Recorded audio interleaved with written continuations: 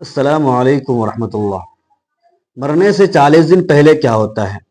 موت سے 40 دن پہلے انسان کے جسم میں خاص نشانیاں ظاہر ہونے لگ جاتی ہیں۔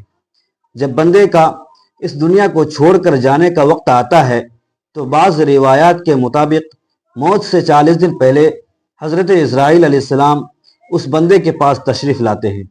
بسم اللہ الرحمن الرحیم۔ ایک روایات کے مطابق حضرت اسرائیل علیہ السلام حضرت یعقوب علیہ السلام کے پاس تشریف لائے۔ حضرت یعقوب علیہ السلام نے پوچھا، کیا تم میری روح قبض کرنے کے لیے آئے ہو یا مجھ سے ملاقات کرنے کے لیے آئے ہو؟ تو ملک الموت نے عرض کیا، اے اللہ کے نبی، میں روح قبض کرنے کے لیے نہیں آیا بلکہ آپ سے ملاقات کرنے کے لیے آیا ہوں۔ حضرت یعقوب علیہ السلام نے فرمایا، ٹھیک ہے، لیکن جب تم میری روح قبض کرنے کے لیے آؤ تو کوئی قاصد میری طرف لازمی روانہ کر دینا، کوئی پیغام میری طرف لازمی بھیج دینا۔ تو ملک الموت نے کہا، میں جب آپ کی روح قبض کرنے کے لیے آؤں گا تو اس سے پہلے 2 یا 3 قاصد آپ کی طرف روانہ کر دوں گا اور وہ آپ کو اطلاع کر دیں گے۔ چنانچہ ایک وقت آیا جب ملک الموت حضرت یعقوب علیہ السلام کے پاس اچانک تشریف لائے اور روح قبض کرنے کی بات کہی تو حضرت یعقوب علیہ السلام نے فرمایا کہ تم نے مجھ سے وعدہ کیا تھا کہ میں تمہاری روح قبض کرنے سے پہلے کوئی قاصد بھیجوں گا، کوئی پیغام دینے والا آپ کے پاس بھیجوں گا، اچانک روح قبض کرنے کے لیے نہیں آؤں گا۔ تو ملک الموت نے فرمایا، میں نے آپ کی طرف قاصد بھیجا تھا اور وہ بھی 3 قاصد بھیجے تھے۔ حضرت یعقوب علیہ السلام نے فرمایا، وہ کون سے قاصد ہیں؟ ملک الموت نے فرمایا، پہلا قاصد یہ تھا کہ جب آپ کی داڑھی اور سر کے بال جو سیاہ تھے وہ سفید ہونے لگے۔ دوسرا قاصد میرا یہ تھا کہ آپ کے جسم میں جو طاقت اور توانائی تھی وہ ختم ہونے لگ جائے گی اور آپ کے جسم میں کمزوریاں آنے لگیں گی۔ اور تیسرا قاصد میرا یہ تھا کہ آپ کی کمر جو بالکل سیدھی تھی وہ آہستہ آہستہ جھکنے لگے گی۔ تو یہ تینوں نشانیاں ملک الموت نے بتلائی۔ ملک الموت یعنی حضرت اسرائیل علیہ السلام نے فرمایا کہ ہر مرنے والے کے پاس تقریباً میرے قاصد آتے رہتے ہیں، لیکن لوگ ان کو نہیں سمجھتے، لوگ ان کو نہیں مانتے۔ اگر مرنے والا بندہ اپنی زندگی میں نیکیاں اور تقوی پرہیزگاری اختیار کرتا رہا، پھر اس کی موت کے بعد اس کا چہرہ خوبصورتی سے چمک اٹھتا ہے تو یہ ایسی علامت ہے جس سے اچھا تاثر لیا جا سکتا ہے اور اس بات کی امید کی جا سکتی ہے۔ مثال کے طور پر مرنے کے بعد لوگ اس کی تعریف کریں گے اور اس کے لیے دعائیں کریں گے تو یہ اس کے لیے نیک ہونے کی نشانیاں ہیں۔ اسی طرح زندگی میں اچھے لوگوں کی صحبت بھی انسان کے نیک ہونے کی نشانی ہے۔ حسن خاتمہ کے بہت سے اسباب ہیں جن میں اللہ تبارک و تعالیٰ کی اطاعت پر استقامت، اللہ تعالیٰ کے بارے میں حسن ظن، سچائی، پرہیزگاری، توبہ، موت کو کثرت سے یاد کرنا، دنیاوی خواہشات کو کم کرنا، آخرت کی فکر اور نیکوکار لوگوں کی صحبت قابل ذکر ہے۔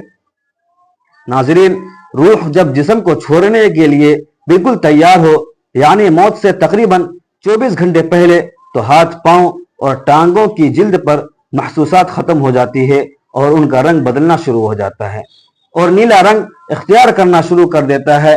یہ واضح نشانی ہے جس میں سانس اکھڑنا شروع ہو جاتا ہے اور بے ترتیب ہونا شروع ہو جاتا ہے اور دھیرے دھیرے سانس بجھ جاتا ہے۔ حضرت عائشہ رضی اللہ تعالی عنہا سے روایت ہے کہ رسول اکرم صلی اللہ علیہ وسلم نے ارشاد فرمایا کہ جب اللہ تعالی کسی بندے کو نیک بخت بنانا چاہتا ہے تو مرنے سے پہلے 1 سال ایک فرشتہ اس کے پاس بھیجتا ہے اور وہ اسے درست کرتا ہے اور نیک عمل کی طرف رغبت دلاتا ہے، یہاں تک کہ وہ نیک حالت میں مرتا ہے اور سب لوگ کہتے ہیں کہ یہ شخص نیک حالت میں مرا ہے۔ اور جب ملک الموت حاضر ہوتا ہے اس وقت اللہ تعالی اس کے آخرت میں رہنے کی جگہ یعنی وہاں کے سامان اور راحتوں کو جو اللہ پاک نے اس کے لیے مہیا کر رکھے ہیں تیار کر کے رکھتا ہے اور اسے دکھا دیتا ہے، تو اس کی روح خوش ہو کر نکلنے کا قصد کرتی ہے۔ اس وقت یہ شخص اللہ تعالیٰ کی ملاقات کے لیے خواہش کرتا ہے اور اللہ اس کی ملاقات کو بھی پسند کرتا ہے۔ پھر ملک الموت روح قبضہ کرتا ہے، اور جب اللہ کسی بندے کے ساتھ برا کرتا ہے تو مرنے سے 1 سال پہلے اس کے پاس ایک شیطان بھیجتا ہے جو اسے گمراہ کرتا ہے اور بہکاتا رہتا ہے یہاں تک کہ وہ بری حالت میں مرتا ہے، اور سب لوگ کہتے ہیں کہ اسے بہت بری موت آئی ہے۔ جب ملک الموت حاضر ہوتا ہے تو اللہ تعالیٰ اس کے آخرت میں رہنے کی جگہ اسے دکھا دیتا ہے، تو اس کی روح خوف سے بدن کے اندر گھس جاتی ہے۔ اس وقت اللہ تعالیٰ کی ملاقات یعنی سامنے آنے کو یہ ناپسند کرتا ہے، اور اللہ اس کی ملاقات کو بھی ناپسند کرتا ہے۔ پھر ملک الموت اس کی روح سختی سے کھینچ کر قبض کرتا ہے۔ کتاب الفضائل کے مصنف اس حدیث کی تشریح میں کہتے ہیں کہ ملک الموت کے بلانے پر جان اس طرح نکلتی ہے جیسے سانپ سپیرے کے سوراخ سے نکالتا ہے۔ مومن اور کافر دونوں کی جسم سے روح نکلنے کی حالت یکساں ہوتی ہے، فرق صرف یہ ہے کہ مومن کی جان تو خود نکل کر جانا چاہتی ہے اور کافر کی جان جسم کے اندر واپس جانا چاہتی ہے۔ حضرت جابر رضی اللہ تعالی عنہ سے روایت ہے کہ میں نے رسول اکرم صلی اللہ علیہ وسلم کو وفات سے 3 دن قبل یہ کہتے سنا کہ تم میں سے جو کوئی مرے تو اس حالت میں مرے کہ وہ اللہ تعالی کی نسبت اچھا گمان رکھتا ہو، اللہ تعالی کے پاس اعمال صالح لے کر جائے۔ بس اس کا مفہوم یہ ہوا کہ اعمال صالح کی پابندی اس قدر کریں کہ مرتے وقت حق تعالی کے ساتھ حسن ظن پیدا ہو جائے۔ حضرت انس رضی اللہ تعالی عنہ نے فرمایا کہ رسول کریم صلی اللہ علیہ وسلم نے ارشاد فرمایا کہ دیکھو، تم میں سے جو کوئی مرے وہ اس حالت میں مرے کہ وہ اللہ پاک کی نسبت اچھا گمان رکھے، کیونکہ اللہ تعالیٰ سے اچھا گمان رکھنا جنت کی قیمت ہے، یعنی جس کو حق تعالیٰ سے حسن ظن پیدا ہوگا وہ جنت میں چلا جائے گا۔ روایات میں ہے کہ حضرت عمر فاروق رضی اللہ تعالی عنہ نے فرمایا کہ رسول کریم صلی اللہ علیہ وسلم نے فرمایا کہ جب اللہ تعالی کسی بندے کو درست رکھتا ہے اسے شہد جیسی خوشگوار چیز دیتا ہے، یعنی اعمال صالحہ اور اخلاق حسنہ کی توفیق عطا فرماتا ہے۔ صحابہ نے پوچھا کس طرح شیری کرتا ہے؟ آپ نے فرمایا مرنے سے پہلے نیک کام کرتا ہے یہاں تک کہ اس کے پڑوسی اس سے خوش ہو جاتے ہیں۔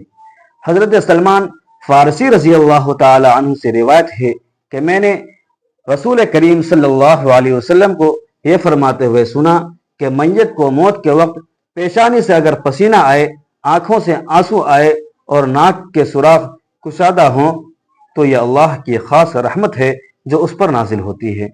گلے میں سے ایسی آواز نکلنا جیسا کہ جوان اونٹ کا گلا گھونٹنے سے آواز آتی ہے اور اس کا رنگ بدرنگ ہو جائے اور منہ سے جھانک نکلے تو یہ اللہ کا عذاب ہے۔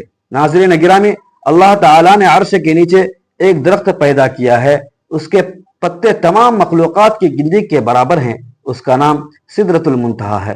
جب بندے کی زندگی کی عمر ختم ہو جاتی ہے اور 40 دن باقی رہ جاتے ہیں تو حضرت اسرائیل علیہ السلام کے سامنے اس کا ایک پتا گر جاتا ہے، اس پر اس بندے کا نام لکھا ہوتا ہے۔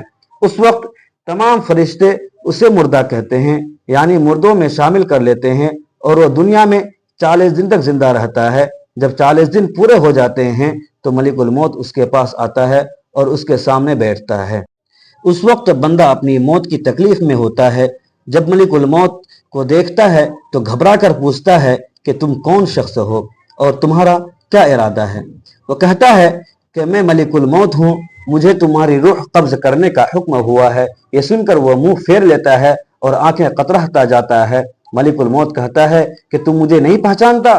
میں وہ ہوں جس نے تیری رشتہ دار تیرے ماں باپ کی روح قبض کی ہے اور آج تیری روح قبض کروں گا۔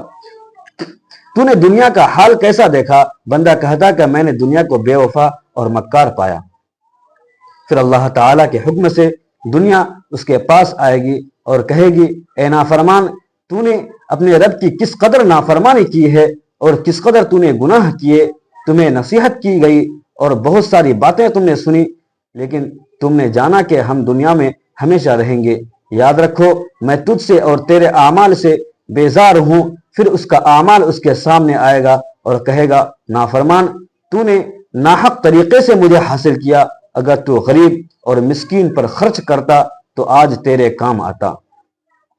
रिवायत में है कि जब आदमी की जुबान बंद हो जाती है, 4 फरिश्ते उसके पास आते हैं और सलाम करते हैं। पहला फरिश्ता आता है, वो सलाम के बाद कहता है कि ए अल्लाह के बंदे, अल्लाह ने मुझे तेरी रोजी पर मुवक्किल किया था। मैंने तमाम जमीन पर चप्पा चप्पा छान मारा, मगर तेरी रोजी का एक लुकमा भी कहीं ना पाया। फिर दूसरा फरिश्ता आता है और सलाम के बाद कहता है, ए अल्लाह के बंदे, मैंने तेरे पानी पर मुवक्किल था। मैंने तमाम जमीन पर चप्पा चप्पा तलाश किया, मगर तेरे पीने के लिए एक कतरा पानी कहीं ना पाया। फिर तीसरा फरिश्ता आता है और सलाम के बाद कहता है कि बंदे, मैं अल्लाह के हुक्म से तेरी सांस पर मुवक्किल था। मैंने तमाम जमीन पर चप्पा चप्पा छान मारा, लेकिन मैंने कहीं भी तेरे वास से एक सांस भी कहीं ना पाया। चौथा फरिश्ता आता है और सलाम के बाद कहता है कि बंदे, अल्लाह के हुक्म से मैं तेरी उम्र पर मुवक्किल था।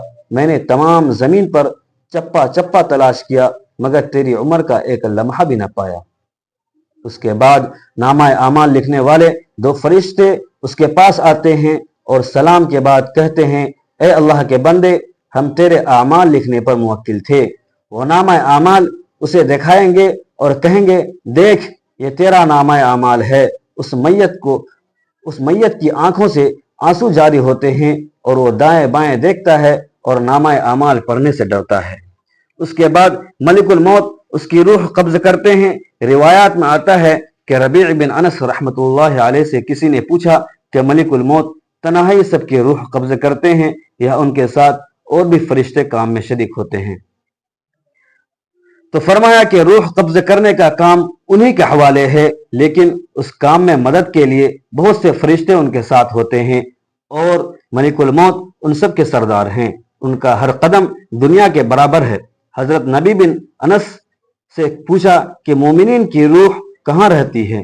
फरमाया, 7वीं आसमान के ऊपर सिदरतुल मुंतहा के पास।